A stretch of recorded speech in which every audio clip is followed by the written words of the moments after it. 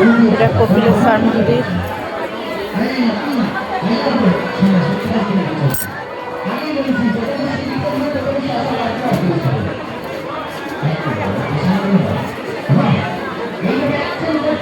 এখানে মহাশিবরাত্রির উৎসব।